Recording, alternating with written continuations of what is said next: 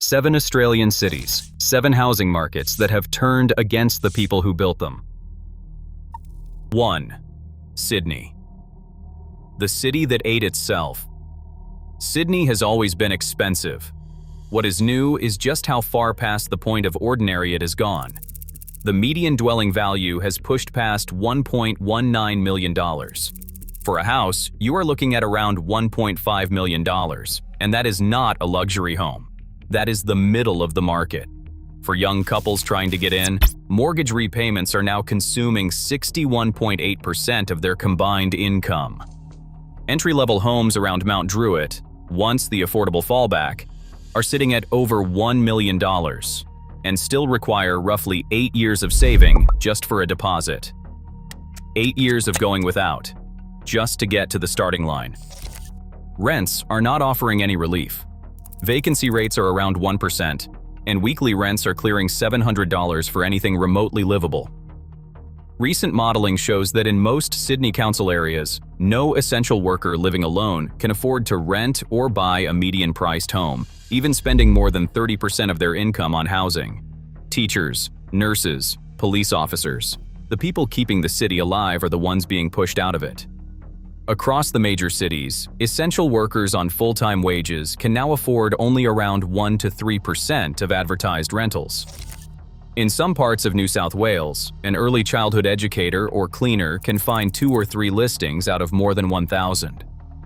When the people who staff hospitals, schools, and aged care homes can no longer live within reach of their shifts, it is not just their lives that break. The services everyone relies on start to buckle too. Sydney has become a city that even full-time workers cannot afford to rent in. If minimum wage staff cannot live here, who exactly is this city for? The people who cannot buy have nowhere to go but further out, paying more for less. Think Sydney is brutal? Wait until you hear what happened to the city everyone fled to when Sydney got too expensive. 2. Melbourne, the affordable alternative that isn't. For years, Melbourne wore the badge of Sydney's more sensible cousin. Same culture, same opportunity, but a housing market that had not completely lost the plot. That reputation is running on fumes. The median sits at around $783,000. Entry-level homes in suburbs like Essendon are pushing $720,000, up 6.7%, with analysts forecasting a 6.8% rebound driven by pent-up demand. Prices that look flat right now are about to move again. Melbourne's vacancy rate is around 2%, the most balanced of the capitals on paper. In practice, median metro rent still clears $585 a week, and half of all tenants are spending more than 30% of their income just to keep a roof over their heads. Balanced on paper still means brutal in real life.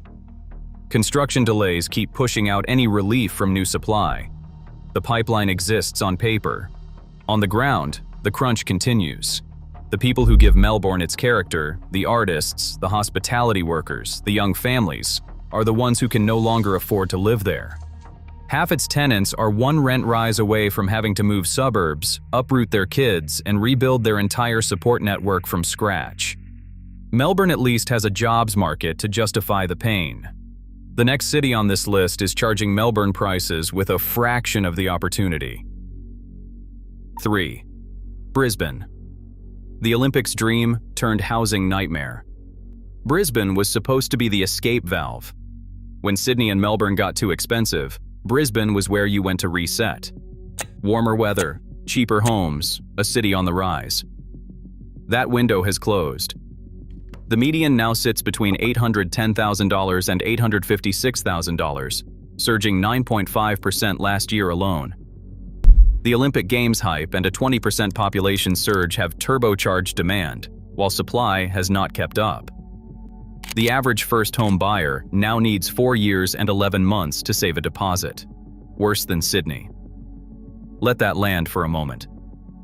Vacancy in Brisbane sits at just 1.2%, technically higher than the near-zero crisis of 2022, but still deep in landlord territory with almost no slack for families trying to move or downsize. Queensland's population is projected to surpass 6 million by 2032, with most of that growth funneling into Brisbane and the surrounding corridor, the same corridor already struggling to house the people who live there now. The Olympics Housing Impact Report is already flagging early signs of displacement and rising demand for homelessness services. The Olympics were sold as a once-in-a-generation opportunity. For a lot of renters, it is starting to feel like a once-in-a-generation eviction notice. Families are being stretched by housing costs on one side and everything else on the other. Fuel near $2 a liter, groceries climbing, and commutes getting longer as people get pushed further from the center. Brisbane did not creep into crisis. It sprinted there. Brisbane's surge is driven by hype and migration.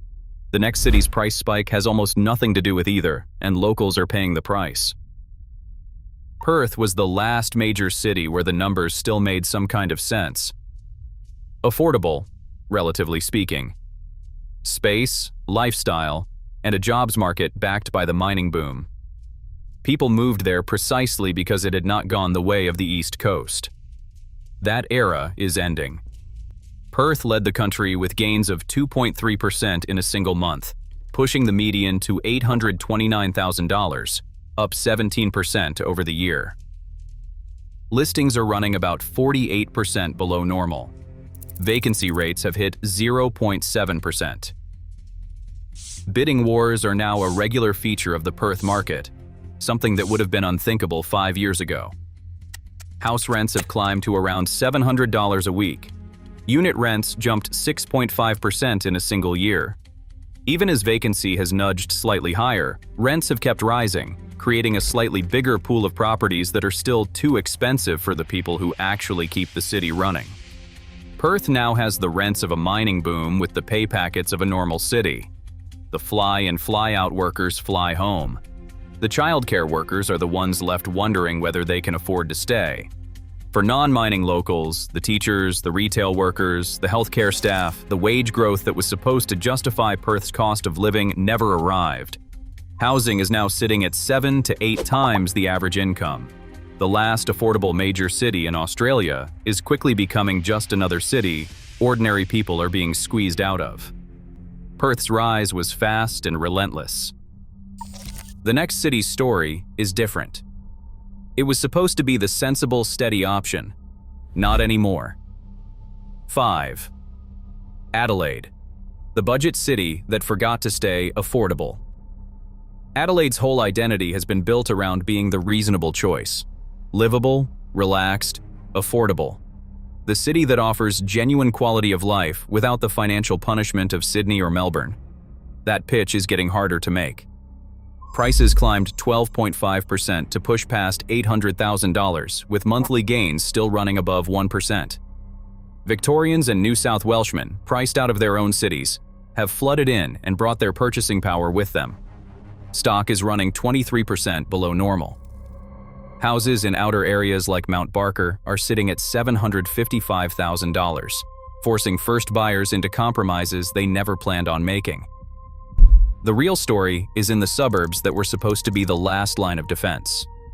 In Elizabeth, values are up 14% in a year to around $610,000, and more than half of households there rent, most spending 50% of their income just to keep a roof over their heads. The cheapest postcodes, Christie Downs, Salisbury, Smithfield, have seen annual gains of 13 to 20%. The safety valves are becoming pressure cookers. Adelaide didn't just get more expensive, it flipped its promise. The affordability advantage that made Adelaide a genuine alternative is gone. Adelaide didn't fail to build the dream, it just got discovered. And discovery, as Australia keeps learning, is the beginning of the end. Think a city losing its cheapest suburbs is bad? The next one was already supposed to be the overflow valve, and it got swallowed whole. 6. Newcastle. Sydney's overflow, nobody's bargain. Newcastle was the sensible move for people leaving Sydney. 2 hours up the highway, a genuine city with a beach, a culture, a community, and houses that did not cost $1.5 million. It was the practical compromise. Work remotely, buy affordably, keep your sanity.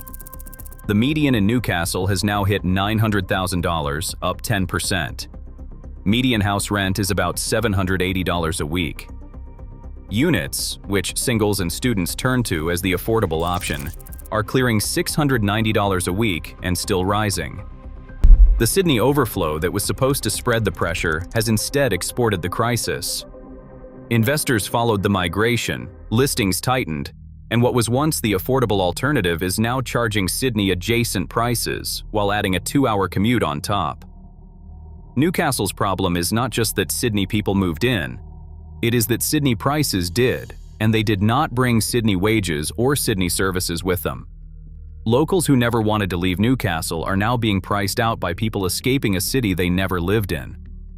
The word affordable has become almost meaningless when applied to regional New South Wales. Newcastle did not absorb Sydney's housing crisis, it inherited it. Newcastle got hit by Sydney's overflow. The last city on this list is being squeezed from the same direction, but with a far crueler twist. For years, the advice was simple. If you cannot afford the capitals, move to the regions. That escape hatch has snapped shut.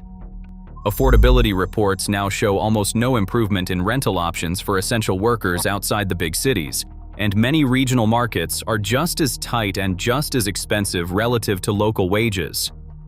Places marketed as pressure valves have become extensions of the same crisis, only with longer commutes and fewer services when things go wrong.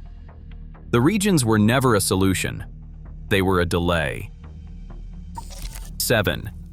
Wollongong, the beach city being swallowed by Sydney. Wollongong sits an hour south of Sydney, tucked between the Illawarra Escarpment and the Pacific Ocean. It has beaches, a university, a steel industry history, and for a long time, a housing market that reflected its regional identity rather than its proximity to the most expensive city in the country. That has changed. The median is closing in on $1 million. Rents are pushing past $600 a week. Steel sector layoffs have hit households already stretched thin by housing costs. Students and families face eviction as investors, and Sydney escapees outbid them for the same limited stock. Now Wollongong is about to run a live experiment in whether supply actually fixes anything. About 840 apartments are forecast to complete in 2026 alone. Annual completions in the Central Business District are jumping from an average of 207 units to around 765 a year between 2026 and 2028. On paper, that is relief. But the brutal question is whether flooding the market with new apartments actually helps the students and key workers who need them, or whether it just gives investors more stock to bid up while rents stay out of reach. What makes Wollongong's story particularly sharp is that the people being displaced were not chasing a lifestyle upgrade. They were just living there, working there. The city they built their lives around has been absorbed into Sydney's orbit, bringing Sydney prices without Sydney salaries. Wollongong used to be a steel town with a beach. Now it is a case study in what happens when policy wakes up 5 years too late. Ordinary Australians, priced out of their own cities. Subscribe if that bothers you.